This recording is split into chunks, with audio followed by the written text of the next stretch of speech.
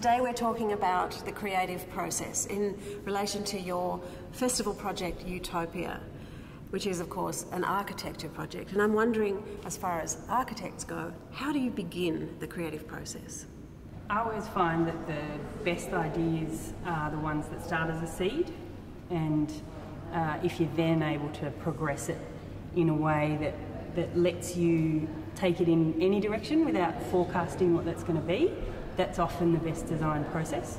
If you come up with a fully formed idea, you haven't necessarily tested everything about that, and so if you get locked in too early, you can actually hamper yourself in your creative process. Yeah, I think it's important not to be too precious, so you should really push and test and challenge, and you know when it's right. When you have a great idea, all the decisions start to make sense, and you know the decisions you're making are the right ones because it just makes sense, it works. And do you ever end up in a completely different direction to the one that you started in? Yeah, hopefully. Yeah. That's the point. Yeah.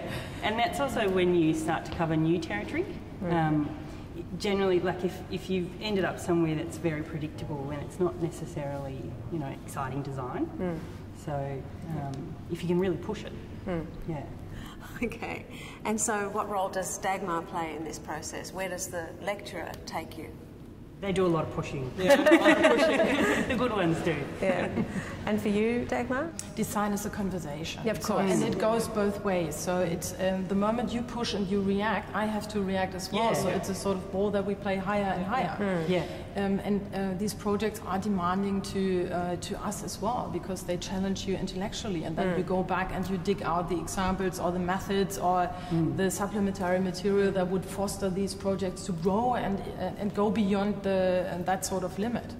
Athletes sometimes talk about the zone, a place that they go to where the rest of the world just falls away and their own rhythm takes over. Is that something that you can relate to creatively? I think it's absolutely like that. It's a headspace that everybody wants, and I think it's that burning hot point of concentration where you almost can fly because your head is so on that path and on that track. And it's also a point, often happens at that point when a design comes alive and it gets a life of its own. And where we were talking about, you know, there might be several elements that need to be covered. It's just doing it. It just is ticking all sorts of boxes, or like it just has a life that is bigger than you anticipated, and that's when you can be really getting into the zone. Yeah, it's slightly addictive space if you can't find it.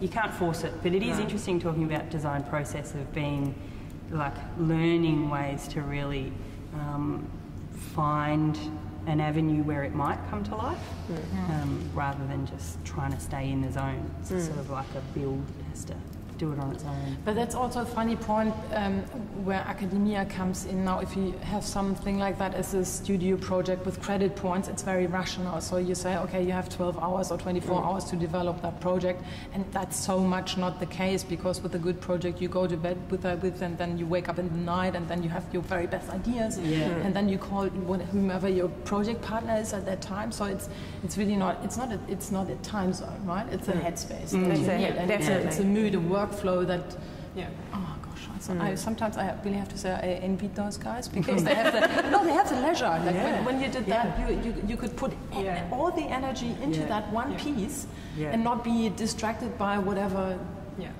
else comes to you. There was a period when we were building all these models and testing all of the schemes for the Sydney Festival project, and everyone was really enjoying it and building much bigger models than we had and really getting right into it. And I remember you guys coming around and sort of wistfully looking at it like, oh, I wish that was me, and we like haven't slept in the days and covered in sawdust. So how much has the partnership between the two of you affect your creative process? It's been pretty significant, actually. We're now doing our graduation studio, and we're still working together, because we found that the work that we do, we both have pretty high standards, and we're both pretty opinionated, and when you put that together, the design actually comes out better. That it's better for the collaboration. Yeah, we end up arguing a lot about a lot of things, but that just means at the end of the day, the design is better for it. Tell us about the Spritz. Spritz was an amazing journey for us. We were really inspired by theatre, and that feeling of being captured by the moment, that complete immersion that you get from theatre, from really good theatre. And we're reading some writing by Foucault, who talks about heterotopia, and the theatre being a heterotopia in that it reflects so many different worlds in the same place at the same time. And that's what we took as the seed for Spritz, and just looking at how you can create that feeling of just being encapsulated in the moment. We loved the feedback that we got, that it felt like being inside a glass of champagne. Yeah, that was great. Really a little piece of feedback. It was fun. How do you know when your work is finished? Does it ever finish?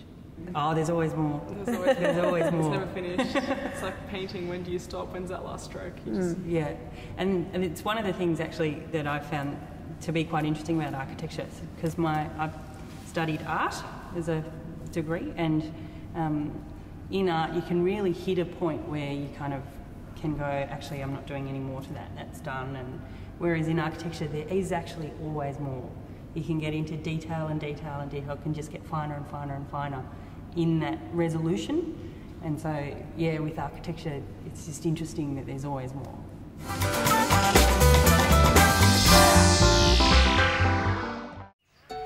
What is it about this vast land that breeds such innovation? Innovation in the arts. Innovation in the home. Today, kitchens everywhere have a zip hydro tap. Boiling and chilled, filtered water instantly. Australian innovation and design. Zip hydro tap, used by millions around the world each day.